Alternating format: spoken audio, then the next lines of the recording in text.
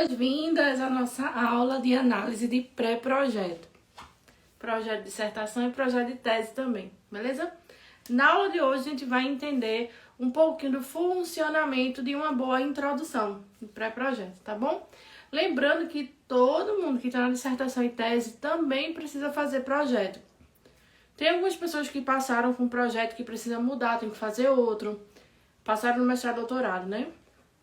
Tem outras pessoas que passaram no processo seletivo e o processo não pedia projeto, e aí quando chega no mestrado, doutorado, precisa do projeto, né? Então você precisa entender como fazer um projeto, porque se você quiser passar no mestrado, precisa do projeto.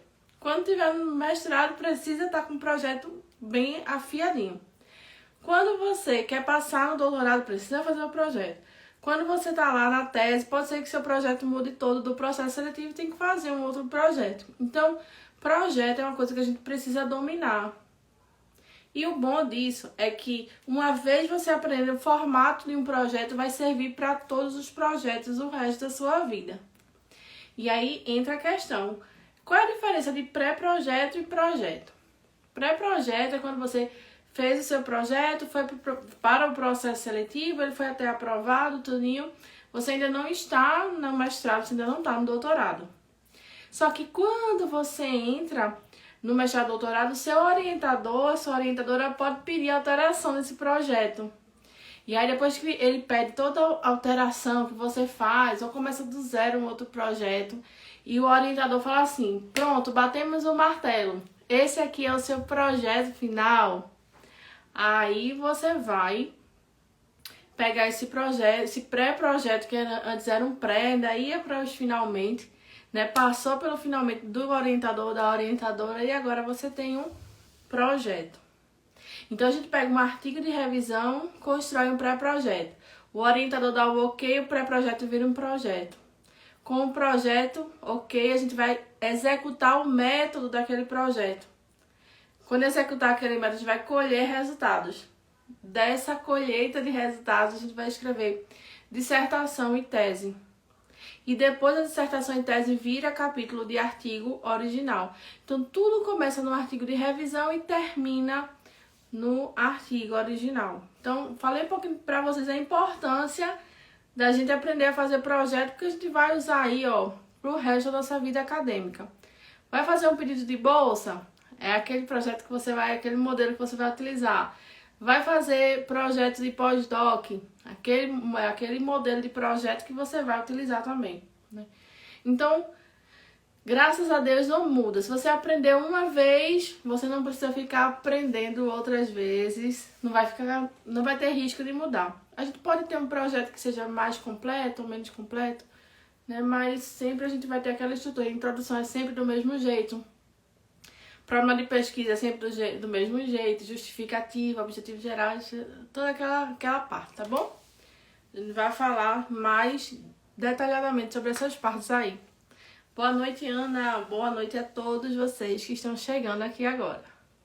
Ufa, dei uma introdução aí da necessidade desse projeto, né? E aí você pode deixar a sua dúvida sobre o projeto que eu vou respondendo, na medida do possível, tá bom? Boa noite, Marcelene, Aline, Tati, todo mundo chegando aí. Bora com tudo, Priscila. Eu vou começar aqui, ó, fazendo uma análise de uma introdução para vocês, tá certo? A gente fez a análise do título desse projeto, né, na nossa quinta-feira passada. A gente tá fazendo a análise da introdução daquele título. Então vamos lá. A atual crise... Boa noite. A atual crise sanitária mundial, derivada das consequências da crise ecológica e das desigualdades sociais, aí a pessoa escreveu assim, ó: assola as nações do planeta Terra. A gente pode encurtar essa frase para o mundo inteiro. Assolam todo mundo, né? É visível em todo mundo, tá? Porque assola as nações do planeta Terra, você fica assim, ó, mais na frente. Ah, eu preciso cortar e eu não sei o que cortar. Esses trechos grandes que a gente pode dar uma diminuída, tá bom? E aí, eu também tirei essa frasezinha, por quê? Se eu tirar essa frase, eu sempre costumo colocar o dedo. Regra do dedo. Eu coloco o dedo numa frase. Se eu ver que eu consigo entender o parágrafo sem ler aquela frase, então aquela frase não é essencial. Então tudo que não é essencial a gente pode cortar nosso texto para deixar ele mais enxutinho, tá bom? E aí eu coloquei, intensifica a necessidade de praxis pedagógica de educação ambiental escolar com enfoque interdisciplinar. Uma vez que a complexidade dessa crise desafia todos os setores da vida de todos os seres que compõem o ambiente. Exige o conhecimento de mundo que oriente e signifique o saber ambiental. Ponto final. É uma frase que eu gostei, que eu achei que deu para, de uma primeira lida, entender o que a pessoa queria dizer com aquilo. Então, ok. Eu sempre gosto de deixar o parágrafo em 3 linhas, mas como já é um projeto, a gente tem pouco espaço, a gente já saiu juntando aí para ficar melhor, pra gente ocupar menos espaço. Eu vou desativar os comentários porque os comentários estão na frente aqui, tá? Da frase. Então, para LEF 2001, página 211, veja que a pessoa começou com uma citação. Que tipo de citação é essa? É uma citação no início do texto. A diferença, quando eu estou citando no início do texto, eu sinto de um jeito, quando eu estou citando no final do texto, se for a BNT, né, a gente cita de outro jeito. Então, para LEF, então, a gente vai ter o autor ou os autores antes do parênteses, só com a primeira letra maiúscula, tá? Aí abre parênteses, o ano, vírgula, página de onde você leu aquela citação. Fecha parênteses, tá bom? O que é que eu vejo? Pessoas colocando o esse LEF, o autor, tudo em maiúsculo. Não pode, tá? Tem que ter só a primeira letra em maiúsculo. Joia? E aí, para LEF, que é o autor, vírgula. Certo? Por quê? Porque é uma frase que ela tá com a oração deslocada. Ela começa com a complementação do texto, mas para dar um enfoque, isso é muito comum na escrita científica, tá? Aí ele fala, né, que o saber ambiental introduz um novo campo de nexos interdisciplinares entre as ciências e um diálogo de saberes, ok? Então, uma frase que dá para entender o início, meio e fim. Ponto e vírgula. Trata-se da hibridização entre uma ciência objetivadora e um saber que condensam os sentidos que têm se forjado no ser ao longo do tempo. 2 aspas, ponto final. Por que não teve citação? Aqui porque ele colocou no início dessa oração, tá joia? E aí, gente, uma coisa importante é, observem que primeiro e segundo parágrafo, né, dividindo, dá tudo no primeiro, né? Ele só definiu termos. Então, introdução é o espaço para a gente definir os termos. A gente não vai explicar aqui por que existe uma crise ecológica. Porque isso é texto de discussão. Tá? Na introdução, eu só quero definir os meus termos e as palavras-chave. Tá bom? Então, vamos lá para o segundo parágrafo. Sendo assim, vírgula, né? Sempre que a gente coloca uma conjunção, uma frase com efeito de conjunção, a gente coloca vírgula e aí continua. Sendo assim, a interdisciplinaridade é uma proposta epistemológica que tende a superar a excessiva especialização disciplinar surgida da racionalidade científica moderna. Então, observe que ele colocou no início do texto o verbo né, que é o verbo ser. Quando eu quero definir termos, eu uso muito esse verbo. Então, é um verbo bem comum de introdução, tá joia? Aí ele continua. Gonzalez Gaudiano, provavelmente, esse nome com hífen, outro nome, acontece assim, ó, um exemplo. Eu sou casada, certo? Meu nome é Islane Cristina Martins. E eu acrescentei Santana, que é o sobrenome do meu esposo. Só que eu sempre publiquei com Martins. Martins, vírgula, IC, Islane Cristina, certo? E aí, quando eu casei, eu trouxe sobrenome. Então, o autor, ele pode trazer esse sobrenome também.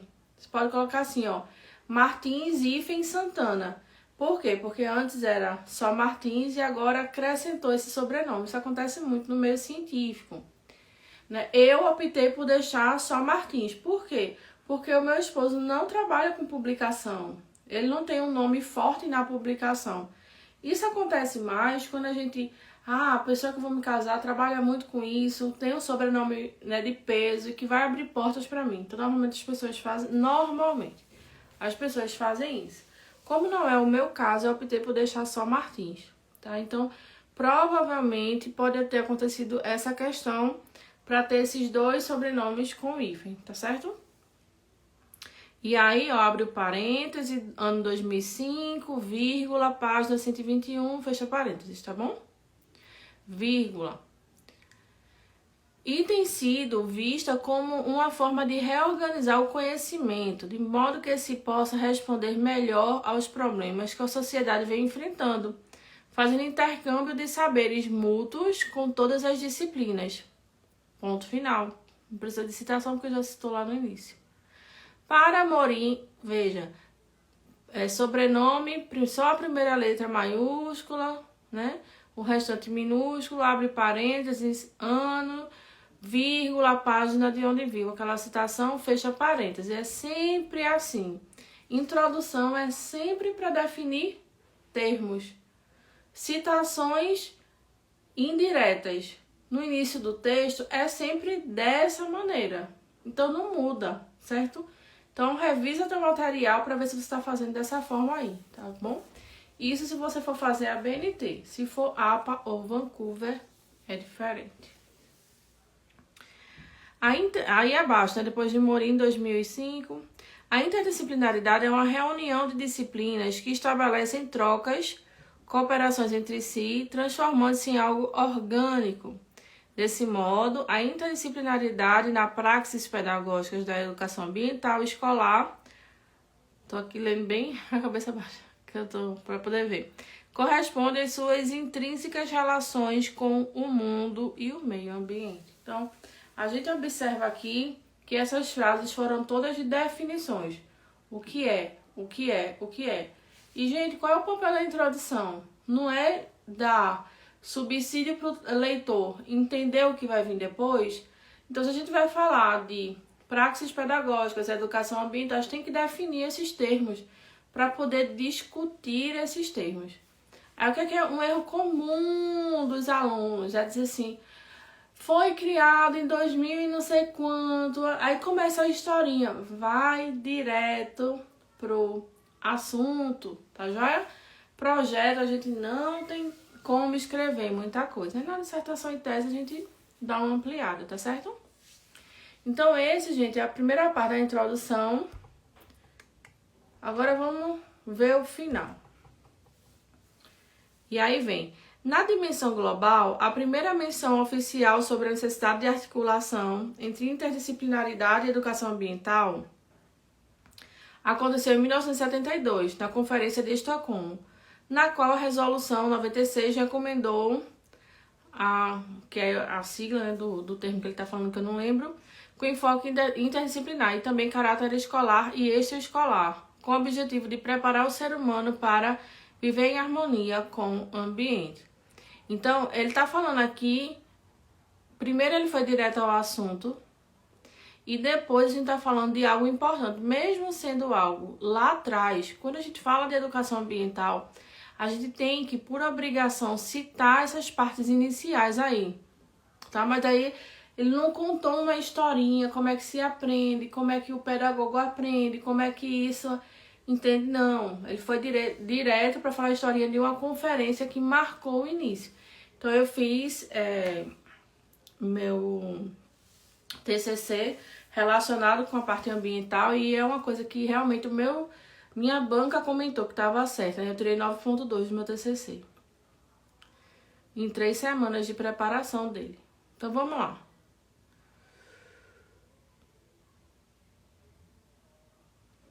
A Conferência de Belgrado reforçou a essência interdisciplinar da educação ambiental. Então observe que ele está falando de conferência, mas para corroborar a importância desse estudo, certo? Foi tão importante que teve tal conferência. Então a gente já ver trechos de justificativa aí, tá?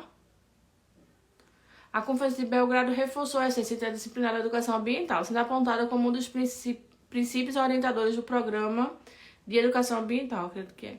Em 1977, a Conferência de Tbilisi corroborou com a interdisciplinaridade como um dos princípios básicos da educação ambiental, considerado que no âmbito escolar deveria ser integrada com os documentos escolares, a ser cooperada pelas diferentes disciplinas, a fim de possibilitar a visão complexa e integrada do ambiente e dos problemas que o acometem. Então, uma coisa que é super interessante aqui, ó, que eu queria ressaltar para vocês.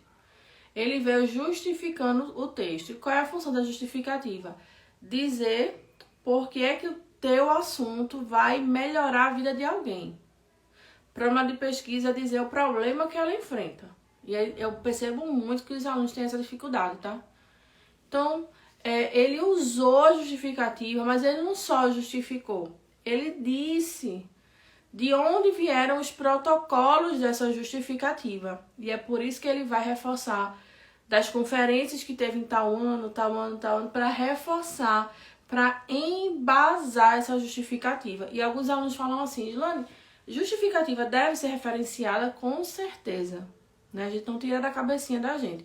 A gente tem que entender o que os autores estão falando no Brasil e no mundo acerca desse tema, tá? Então, isso, gente, é uma introdução de um projeto. Deixa eu ativar aqui os microfone, não, comentário. Então, veja que pode parecer difícil demais a primeira vez fazer, mas não é. A introdução é fácil. Fazer todo esse trabalho é muito fácil. Você só precisa saber o passo a passo. Não tem como você ter um branco na hora de escrever a introdução, porque se tu tem um norte, eu tenho que definir minha palavra-chave, então você senta, qual é a palavra-chave que está lá no meu título? É essa. Senta aqui, vou definir. Educação ambiental é isso, isso e isso. Não tem como você travar na escrita, entende?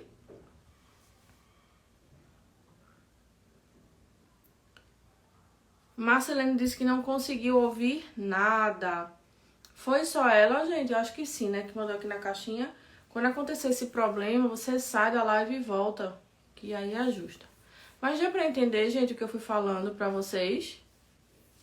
Me conta aí. Imagina, se ninguém ouviu nada, eu fiquei aqui, telele, falando. Esperar alguém responder aí. Adriana, querida, saudade de você, meu amor. Ouvindo normal. Ótimo, beleza. Ótimo, obrigada. O som tá bom. Então é só pra massa mesmo. Então, gente, qualquer pessoa com passo a passo, com direcionamento, senta e consegue escrever. Eu mesmo, quando eu tô lá com os meus alunos, eu entrego o documento com todo o passo a passo. Na introdução eu escrevo assim. É quase uma página inteira dizendo que o aluno tem que escrever. Então, são vários documentos para que vocês já escrevam, já sejam direcionados para isso, né?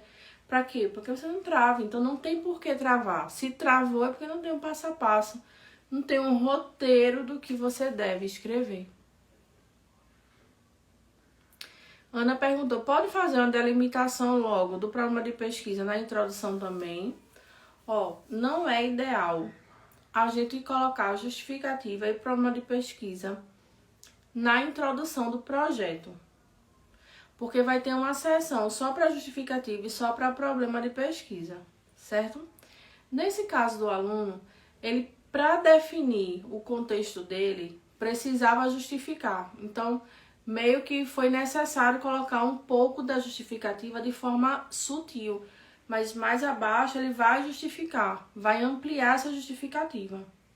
Quando é que a gente coloca a justificativa na introdução? Só quando eu estou escrevendo artigo de revisão ao artigo original. Porque vamos recapitular a estrutura de um artigo: título, autores, resumo, palavras-chave, abstract, keyword, que são as palavras-chave em inglês, introdução, já pula para materiais e métodos. No projeto não, tem introdução, pergunta condutora, hipótese, problema de pesquisa e justificativa. Então, eu evito encaixar prova de pesquisa justificativa na introdução. Eu prefiro deixar a introdução só para definir termos. Joia? Deu para entender direitinho? Como é que eu faço a introdução? No máximo 2 páginas de Word. Sempre inicio o parágrafo com uma conjunção.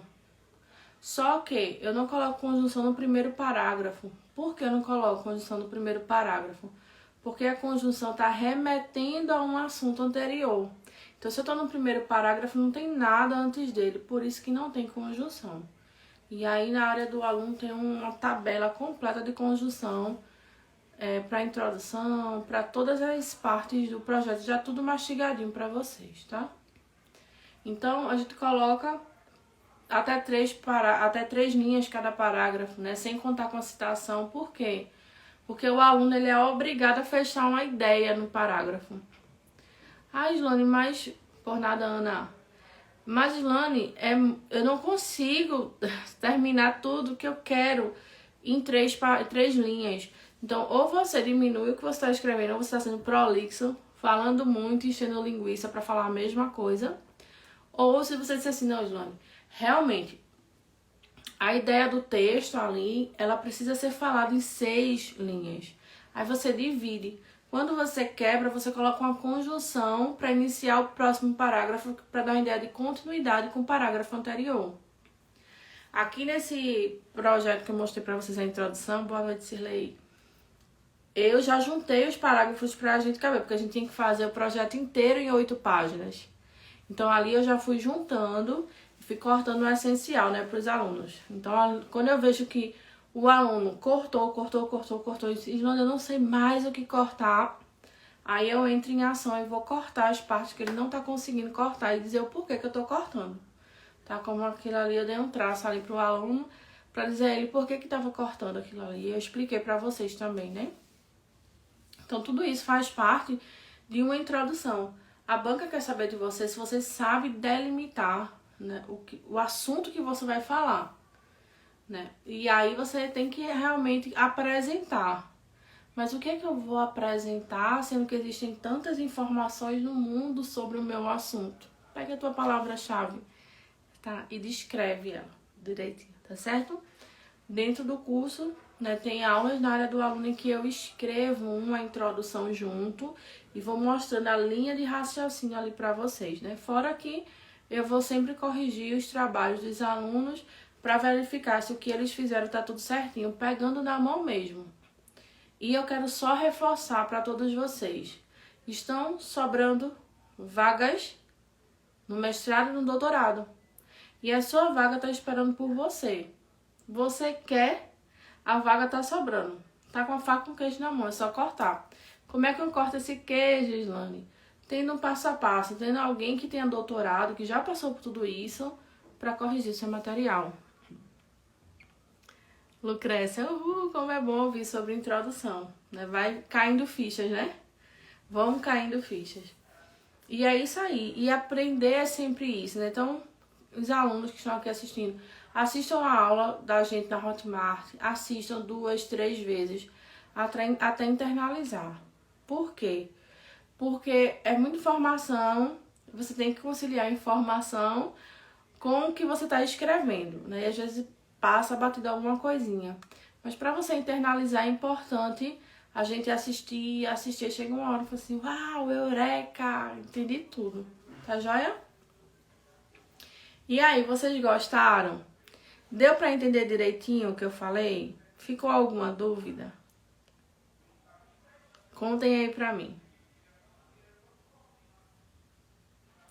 Não deixem os sonhos de vocês morrerem, sabe? Dá para realizar tudo isso, dá para ir pro próximo nível acadêmico. Eu vou te ajudar, mesmo que você não saiba nem por onde começar, mesmo que você esteja mais enrolado do que um carretel. Sempre clareia mais um pouco. Amei. Que coisa boa. Fico feliz, né, que vocês tenham entendido, gostado, né? E terça-feira nós temos mais uma aula de como ganhar dinheiro com mestrado e doutorado. E também a gente vai ter na quinta-feira mais aulas sobre análise pré-projeto. Que bom, Ana, que você gostou. Por nada, Luciano. Por nada, Fernanda. É muito bom estar aqui com vocês, que é a nossa dose, né, semanal de motivação pra gente continuar. Porque é possível, você vai conseguir realizar os seus sonhos. E lá na frente, seu eu do futuro vai dizer assim: obrigada, Luciana, obrigada, Ana, obrigada, Fernanda, por não ter desistido do seu sonho lá atrás. A Bíblia fala: tudo posso naquele que me fortalece. Então é possível. Ouse sonhar, ouse acreditar, porque a sua aprovação está bem perto de chegar. Tem muitos processos seletivos para abrir vagas, então ainda dá tempo de você se preparar ainda esse ano e ver o teu nome na lista de aprovado ou aprovada no mestrado e no doutorado. Joia? Por nada, Lidiane. Gratidão pela presença de vocês, meus amores. Fiquem com Deus, tá? Excelente final de semana. Foco nos estudos. Ainda é quinta, hein? Descansa um pouquinho, estuda um pouquinho. Sabe? Seja constante. O que é ser constante? Não é você correr. Você não vai conseguir esse ritmo de corrida a vida toda. Então, você tem que pensar assim, ó. Seleção de mestrado não é uma corrida de 100 metros, é uma maratona. Então, eu tenho que ir devagar e sempre, devagar e sempre. Então, se para ir devagar e sempre, você tem que descansar um pouquinho, estudar um pouquinho. Descansar um pouquinho, estudar um pouquinho. Então, aproveita esse final de semana para estudar e para descansar. Tendo um equilíbrio, tá? O diabo mora nos extremos. Então, correr demais, trabalhar demais, estudar demais não é bom pra gente. Por nada, Fernanda. Amém, Ana. Vai chegar lá, Lucrécia. Gislane sempre transformando o complexo no simples. Minha especialidade. Gratidão, gente. Gratidão por vocês estarem aqui. Fé, foco, determinação. Definição de autoconfiança. Seja autoconfiante. Faça o que tem que ser feito sem negociar com as suas emoções. Quer estudar? Não? Senta a bunda na cadeira e vai estudar. Seu futuro depende disso. Você é adulto, você é adulta. E na vida adulta a gente faz o que a gente não quer fazer também. Então corre atrás dos teus sonhos. Bora ter fé, bora ter foco, bora ter força. Vai mais um pouquinho, você pode, você consegue. Eu tô aqui pra te ajudar, beleza? Soquinho aqui comigo. Um beijo no coração de vocês. Verdade, Nani. Gratidão, Cirlei. Um beijo pro Amazonas. Vocês são muito especiais pra mim, tá certo? Até terça-feira na nossa próxima aula. Tchau, tchau.